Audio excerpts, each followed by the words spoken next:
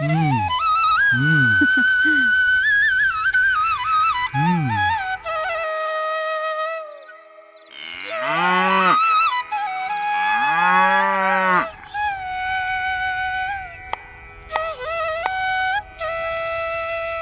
अजी सुनते हो, जल्दी इधर आओ।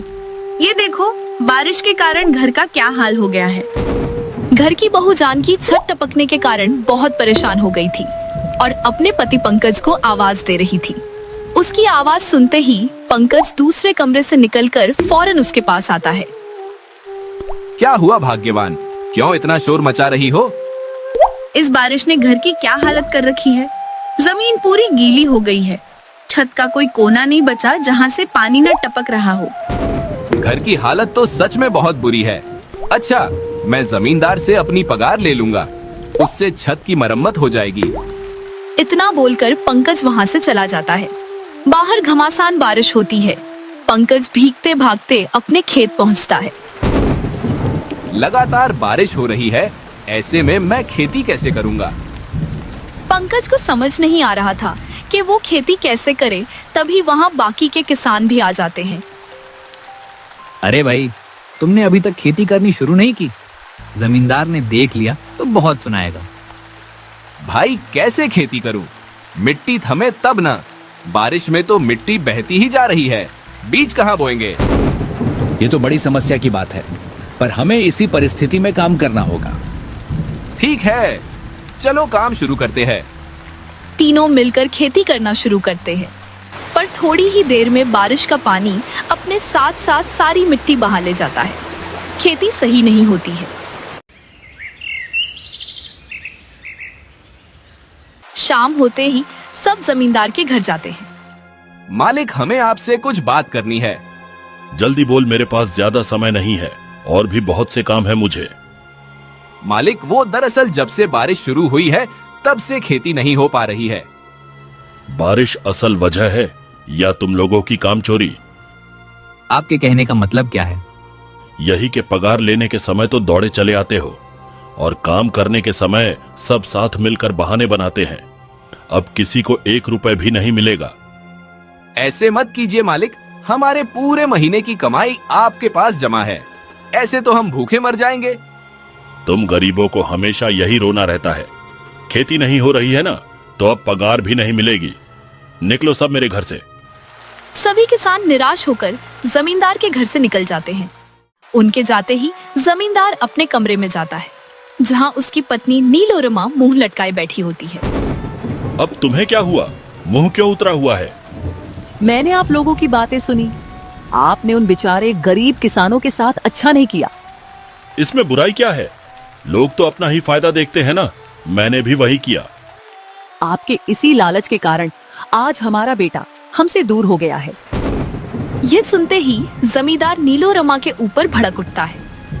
अपनी हद मत भूल, तुम औरत हो, अपनी जुबान पे थोड़ा लगाम दो। सच कड़वा ही लगता है। आप दूसरों का बुरा करते हैं, इसलिए भगवान ने हमें सबक सिखाया। अब भी समय है, सुधर जाइए। बस बहुत हुआ, मुझे पुरानी बातें याद मत दिलाओ। जमींदार की आंखें गुस्से से लाल हो चुकी थीं। रात होते ही दोनों एक दूसरे से बिना बात किए अलग अलग कमरों में सो जाते हैं। अगली सुबह पंकज अपनी घर की दहलीज में बैठकर रो रहा था। तभी जानकी उसके पास आकर बैठती है। जानकी, हमारे साथ इतना बुरा क्यों होता है?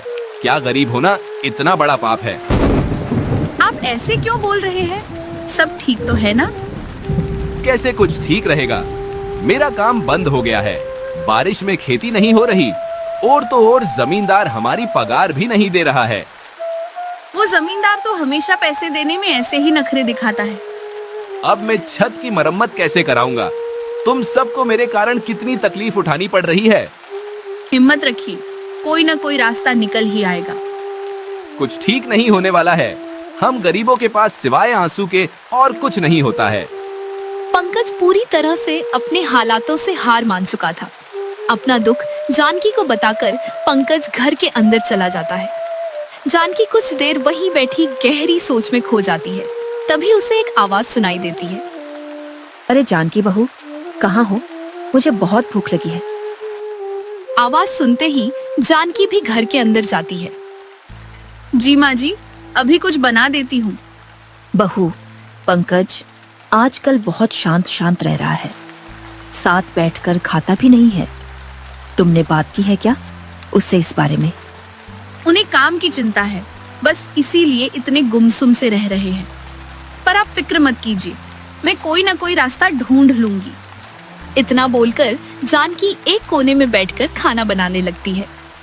तभी छत से पानी टपकाना शुरू होता है और सारा पानी खाने के बर्तनों में गिरने लगता है। हे प्रभु, इस टपकती छत से हमें थोड़ी राहत दे दे। पानी टपकने के कारण जानकी को खाना पकाने में बहुत परेशानी होती है। कुछ देर बाद खाना बनता है। सभी लोग एक कमरे में बैठकर एक साथ खाते हैं। तब पंकज की माँ, पंकज बेटा, राधिका की उम्र हो चली है शादी की। हाँ माँ, राधिका बड़ी तो हो गई है, अब लगता है उसके लिए कोई अच्छा लड़का ढूंढना ही होगा। अपनी शादी की बात सुनकर राधिका का चेहरा उतर सा जाता है। वो शांत बैठी होती है। तब जानकी, राधिका तुम्हें क्या हुआ? शादी की बात सुनकर तो हर लड़की का चेहरा खिल उठता है, पर तुम्हारा उतर क्यों गया? कुछ नहीं भाभी, बस तबीयत कुछ ठीक नहीं लग रही है। कुछ तो बात जरूर है। राधिका के मन में कोई तो राज दबा है। इसके बाद सब खाना खाकर सो जाते हैं।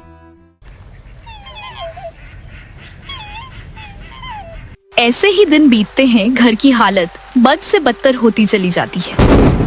एक दिन जानकी बाजार से सब्जियां लेकर जंगल के रास्ते से आ रही थी। तभी अचानक बारिश और ज्यादा तेज हो गई और उसे एक घने पत्तों वाले पेड़ के नीचे छुपना पड़ा। इस बारिश ने तो जिंदगी के सुख ही छीन लिए हैं। अमीरों को तो खुशी होती है बारिश देखकर, पर परेशानी तो हम गरीबों को झेलनी पड़ती है ना। जानकी खड़ी खड़ी बारिश के मौसम को कोस रही थी। इतने में उसकी नजर एक मिट्टी की गुफा पर पड़ती है। अरे ये क्या, यहाँ तो एक गुफा भी है, कुछ देर वहीं छुप जाती हूँ। इतना बोलकर जानकी गुफा के अंदर जाती है। गुफा बाहर से दिखने में जितनी ठोस थी, अंदर से उसमें उतनी ही ठंडक थी। गुफा की ठंडक से जानकी का मन खुश हो जाता है। वाह वाह, यहाँ तो एक अलग ही सुकून है। ठंडक भी भरपूर है और बारिश की बूंदों से भी छुटकारा है। जानकी गुफा को जी भर के निहार ही रही थी। तभी अचानक गुफा के भीतर से एक लड़का बाहर आता है। आप कौन हैं? तुम कौन हो? गांव के तो नहीं लग रहे। जी, मैं इस गुफा में ही रहता हूँ, यही मेरा घर है। ओ अच्छा, माफ करना, मैं तुम्हारे घर में ऐसे बिना पूछे आ धमकी। कोई बात नहीं, ये गुफा बहुत आरामदायक है। एक बार कोई यहाँ आ जाए तो बार बार आने का मन करता है। वैसे आप हैं कौन?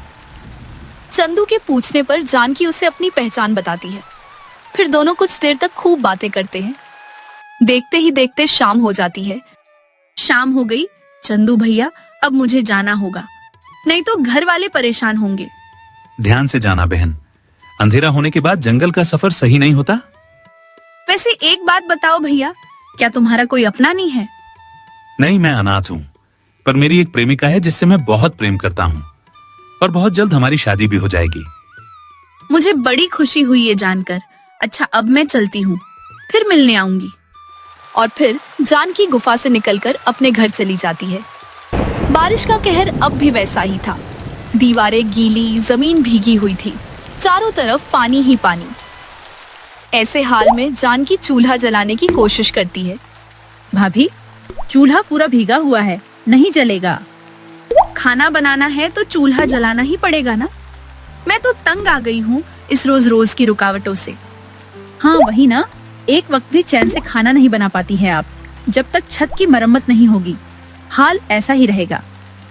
इतना बोलकर दोनों नंद भाभी चूल्हा जलाने की हर मुमकिन कोशिश करती है, पर न चूल्हा जलता है और न ही खाना बनने का कोई तरीका उन्हें मिलता है। आखिर में दोनों हार मानकर अपने अपने कमरों में चली जाती है। जानकी पूरी रात इसी फिक्र में जगी रहती है। आज चूल्हा न जलने के कारण घर वाले भूखे सो रहे हैं।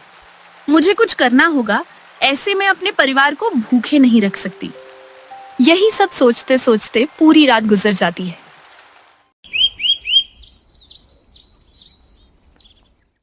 अगली सुबह सूरज निकलते ही जानकी फिर से उस ठंडी गुफा में जाती है। चंदू भैया, तुम हो क्या अंदर? चंदू को आवाज लगाने पर भी चंदू उसके पास नहीं आता है। जानकी वही गुफा के अंदर बैठकर चंदू का इंतजार करने लगती है। कुछ देर बाद चंदू लकड़ियां लेके गुफा में आता है। जानकी बहन, तुम कहाँ चले गए थे? मैं कब से तुम्हारा इंतजार रही थी। वो मैं लकड़ियां लाने गया था। रात में गुफा काफी ठंडी हो जाती है ना, तो कभी कभी आग जलानी पड़ जाती है। अच्छा चंदू भाई, मुझे तुमसे एक सहायता चाहिए थी। कैसी सहायता? कहो ना, मैं तुम्हारी क्या मदद कर सकता हूँ। बारिश की वजह से मुझे घर में खाना बनाने में बहुत कठिनाइयाँ हो रही है। अगर तुम्हें बुरा न लगे तो क्या मैं यहाँ खाना बना सकती हूँ? इसमें बुरा क्या मानना? इतनी बड़ी गुफा है, आराम से खाना बना सकती हो। यहाँ तुम्हें कोई परेशानी नहीं होगी। ये सुनते ही जानकी बहुत खुश हो जाती है और फौरन खाना बनाने का सारा सामान गुफा में इकट्ठा कर लेती है। फिर जानकी खाना बनाने लगती है और चंदू उसकी मदद करता है। कुछ देर में सारा खाना बनकर तैयार हो जाता है। ये लो भैया, मैंने तुम्हारे लिए भी खाना बनाया है। चंदू की आंखें भर आती है, वो भावुक हो उठता है। मैंने अपनी पूरी जिंदगी अकेले ही गुजारी है। कच्चा पक्का जैसे भी हुआ खुद पकाकर खाया। पहली बार किसी ने मेरे लिए खाना बनाया है। रो मत भैया, अब से मैं ही आपके लिए खाना बनाया करूंगी, आप मत बनाना। इतना बोलकर जानकी अपने घर वालों के लिए खाना लेकर चली जाती है। वो घर पहुंचती है, उसके हाथ में खाना देखकर सब उससे सवाल करने लगते हैं। भाभी, आप ये खाना लेकर कहाँ से आ रही हैं? हाँ बहू, बताओ, खरीद कर ला रही हो क्या? नहीं नहीं माँ जी, ये तो मैंने खुद अपने हाथों से बनाया है। मुझे खाना बनाने के लिए एक अच्छा ठिकाना मिल गया है। कैसा ठिकाना भाभी? एक ऐसी जगह है जहाँ बारिश की बूंदें दूर दूर तक नहीं पहुँचती है। घर में खाना नहीं बन पाता, इसीलिए अब से वही खाना बनाऊंगी। अरे वाह, एक समस्या का हल तो हो ही गया। चलो अच्छा है, खाने की परेशानी दूर हुई। सब खुश होते हैं। रात होते ही सब बड़े चाव से खाना खाते हैं। ऐसे ही दिन बीतते हैं। अब जानकी हर रोज गुफा में खाना बनाती थी और चंदू उसकी मदद किया करता था। एक दिन जानकी गुफा में खाना बना रही थी, तभी उसे एक ख्याल आता है। चंदू भैया, मैं सोच रही थी कि क्यों ना हम खाने के डब्बे का कारोबार शुरू करें। सुझाव तो बहुत बढ़िया है। तुम खाना बनाना और मैं घर घर पहुंचा दिया करूंगा। न जाने इस बारिश में ऐसे कितने ही गरीब होंगे जिन्हें खाना बनाने में परेशानी होती होगी। उस रोज से जानकी अब ज्यादा मात्रा में खाना बनाने लगी और चंदू घर घर जाकर खाने का डब्बा बेचने लगा। काम ने रफ्तार पकड़ी। धीरे धीरे गांव में काफी लोग उनसे खाने का डब्बा लेने लगे। एक दिन जमींदार के घर से भी उन्हें ऑर्डर मिला। चंदू भैया, आज तो जमींदार के घर से भी ऑर्डर आया है, आप डब्बा पहुंचाना। ये जमींदार तो वही है ना जिसने सब गरीबों के साथ बड़ी नाइंसाफी कर रखी है। उसे खाना मत दो। जरूरी नहीं कि उसने हमारे साथ गलत किया तो हम भी वही करें। ऐसे खाने के लिए किसी को मना नहीं करते, पाप लगता है। ठीक है बहन, तुम खाना बना दो, मैं दे आऊंगा। इसके बाद जानकी फटाफट खाना बनाती है और चंदू फौरन डब्बा लेकर निकल पड़ता है। जमींदार के घर पहुंचकर चंदू कहता है, जमींदार जी, खाना लाया हूँ। जमींदार कमरे से बाहर आता है। लाओ लाओ, बड़ी भूख लगी है। आज मेरी पत्नी की तबीयत सही नहीं है, इसलिए घर में खाना नहीं बना। पैसे दे दीजिए, मुझे जाना है। कैसे पैसे? हिसाब में लिख लेना, अभी चैन से खाने दे। मुझे पता था आप कुछ ऐसा ही कहेंगे। आपसे और उम्मीद ही क्या की जा सकती है। इतना बोलकर चंदू गुस्से में वहां से चला जाता है। चंदू के मन में जमींदार को लेकर एक गलत छवि बन जाती है। दिन ब दिन बारिश का कहर और भयंकर रूप ले लेता है, जिस कारण आधी रात में ही जानकी के घर की छत उड़ जाती है। हे भगवान, ये क्या हो गया? हम क्या करेंगे अब? एक के बाद एक मुसीबत आती ही जा रही है। अब हम कहाँ रहेंगे? ऐसी बारिश में बिना छत के रहना मुमकिन नहीं है। सब दुखी होकर रोने लगते हैं। तभी जानकी कुछ देर सोचती है, उसके बाद वो कहती, मुझे एक ठिकाना पता है, चलिए हमें वही सहारा मिलेगा। लेकिन कहाँ जानकी? आप चलिए तो सब पता चल जाएगा। इसके बाद सभी जानकी के पीछे पीछे जाने लगते हैं। जानकी सबको गुफा के बाहर ला खड़ा करती है। ये देखिए, इसी गुफा में मैं खाना बनाया करती हूँ। जब तक हमारा घर नहीं बन जाता, हम इसी गुफा में रहेंगे। सभी गुफा के अंदर जाने लगते हैं, पर राधिका हैरान होकर गुफा के बाहर ही खड़ी रहती है। उसे इस हाल में देख जानकी पूछती है, क्या बात है राधिका, तुम अंदर नहीं जा रही हो और ये तुम्हारे चेहरे की हवाइयां क्यों उड़ी हुई है? भाभी, आप इतने दिनों से इस गुफा में खाना बना रही थी, क्या आपको अंदर कोई लड़का दिखा था? हाँ, मैंने तो उन्हें अपना मुंह बोला भाई बना लिया है। बहुत भले व्यक्ति है वो, पर तुम उन्हें कैसे जानती हो? नहीं तो कुछ भी नहीं, चलिए अंदर चलते हैं। इतना बोलकर राधिका अंदर भाग जाती है। सभी गुफा में बैठकर कुछ देर आराम करते हैं। तभी चंदू लकड़ियां लेकर आता है। उसकी नजर राधिका के पड़ती है और दोनों एक दूसरे को हैरान होकर देखते ही रहते हैं। तभी जानकी कहती है, ये सब मेरे ससुराल वाले हैं। घर में थोड़ी परेशानी हो गई है, इसीलिए कुछ दिनों के लिए सब यही रहेंगे। आपको कोई परेशानी तो नहीं? अच्छा, तो ये राधिका की भाभी है? इतना सोचकर चंदू कहता है, बिल्कुल, आप सब जब तक चाहे यहाँ रह सकते हैं। अब सभी एक साथ एक ठंडी गुफा में रहने लगते हैं। जानकी दुगनी मेहनत करती है, ज्यादा से ज्यादा मात्रा में खाना बनाती है। आहिस्ता आहिस्ता काम में बढ़ोतरी हो जाती है और जानकी अच्छे खासे पैसे कमाने लगती है, जिससे घर की मरम्मत भी शुरू हो जाती है। माँ जी, कल घर की मरम्मत पूरी हो जाएगी। कल हम सब अपने घर वापस जा पाएंगे। सभी अपने घर वापस लौटने की बात सुनकर बहुत खुश होते हैं। रात होती है, सब खाना खाकर सो जाते हैं। तभी राधिका और चंदू गुफा से बाहर निकलते हैं। ये क्या राधिका, तुमने अब तक अपने घर वालों को सच क्यों नहीं बताया? मैं बहुत घबरा गई थी चंदू। मुझे तो ये तक पता नहीं था कि मेरी भाभी तुम्हारे साथ मिलकर काम कर रही हैं। राधिका, तुम्हें पता है ना मैं तुमसे कितना प्यार करता हूँ। अगर किसी कारणवश तुम्हारे घर वालों ने मुझे नहीं अपनाया तो मैं जी नहीं पाऊंगा। ऐसा मत करो, मैं भी तुम्हारे बिना नहीं रह सकती हूँ। अगर तुमसे मेरी शादी नहीं हुई तो मैं आजीवन कंवारी रह जाऊंगी। दोनों बातें कर रहे होते हैं, इतने में जानकी वहाँ आ जाती है। मैंने आप दोनों की सारी बातें सुन ली, तो इसीलिए जब भी शादी की बात उठती थी राधिका का चेहरा उतर जाता था। भाभी, चंदू बहुत अच्छा लड़का है, मैं इससे बहुत प्यार करती हूँ। हम लोग एक संजोग से जंगल की इसी गुफा के बाहर मिले थे, तब से मैं अपना दिल हार बैठी हूँ। अच्छा, घबराओ मत, मैं सुबह होते ही माँ जी और तुम्हारे भैया से इस बारे में बात करूंगी। काफी रात हो गई है, अब तुम दोनों अंदर चलो। अब तीनों गुफा के अंदर जाते हैं। भोर होती है। जानकी अपनी सास से राधिका और चंदू के बारे में बातें करने लगती है। बहू, तुमने ऐसा सोचा भी कैसे कि मैं अपनी बेटी की शादी एक गुफा में रहने वाले लड़के से कर दूंगी? पर माँ जी, इसमें बुराई क्या है? चंदू भैया एक साफ दिल के इंसान हैं और हमारा कारोबार भी अच्छा चल रहा है। उन्हें भी बहुत मुनाफा हो रहा है। सिर्फ पैसा ही सब कुछ नहीं होता बहू, आखिर कुल खानदान भी मायने रखता है। चंदू का तो कोई परिवार ही नहीं है। इतना बोलकर जानकी की सास राधिका को लेकर फौरन घर चली जाती है। फिर जानकी और पंकज भी उनके पीछे घर जाते हैं।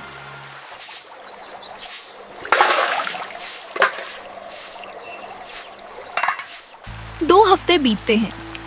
चंदू उदास चेहरा लिए जमींदार के घर बाकी के पैसे मांगने गया हुआ था। जमींदार जी, बहुत दिन हो गए उधारी के, अब पैसे दे दीजिए। तू फिर आ गया पैसे मांगने? जा, मैं कोई पैसे वैसे नहीं दूंगा। चंदू खाली हाथ लौटने लगता है। तभी नीलोरमा उसे आवाज देती है, बेटा ये लो पैसे। चंदू पैसे लेने के लिए हाथ आगे बढ़ाता है। तभी नीलोरमा की नजर चंदू के हाथ में लगे निशान पे पड़ती है। ये मेरा बेटा है। ये तुम क्या कह रही हो? हाँ, ये देखिए, इसके हाथ में जन्म का निशान है जो हमारे बेटे के हाथ में था। आप दोनों शायद गलत समझ रहे हो। मैं तो एक अनाथ गुफा में रहने वाला लड़का हूँ। जब तुम बहुत छोटे थे तब तुम्हारे पिता की अपने एक व्यापारी मित्र से पैसों को लेकर लड़ाई हो गई थी, और इसी कारण जलन के मारे उसने तुम्हें हमसे चुरा लिया था। हमने उसे ढूंढकर जेल तो भेज दिया, पर तुम्हें न ढूंढ सके। ये सुनते ही चंदू बिना कोई जवाब दिए वापस अपनी गुफा में भाग जाता है। कुछ देर बाद उसके पीछे जमींदार और नीलोरमा भी जाते हैं। क्या हुआ बेटा, तू भाग क्यों आया? आप लोगों को पता है, सिर्फ पैसों के लालच के कारण मेरी पूरी जिंदगी बर्बादी की राह में चली गई। यहाँ तक कि मेरा प्यार भी छिन गया। बेटा, मुझे माफ कर दे। आज तक तूने मेरी गलती की सजा भुगती। अब मैं सब कुछ ठीक कर दूंगा। हो सके तो हम उनके कदमों में गिर जाएंगे। माँ, पिताजी, मैं हमेशा से आप दोनों के स्नेह के लिए तरसा हूँ। अब मुझे कभी अकेला मत छोड़ना। इसके बाद जमींदार चंदू और नीलोरमा के साथ जानकी के घर जाते हैं। जमींदार उनसे अपने सारे की माफी मांगता है और चंदू के लिए राधिका का हाथ मांगता है। प्यार के आगे पिछड़ी सोच हार जाती है और सब खुशी खुशी साथ रहने लगते हैं। इस प्रकार की मज़ेदार कहानियों को सुनने के लिए हमारे चैनल अक्कू टोन को सब्सक्राइब करना ना भूलें।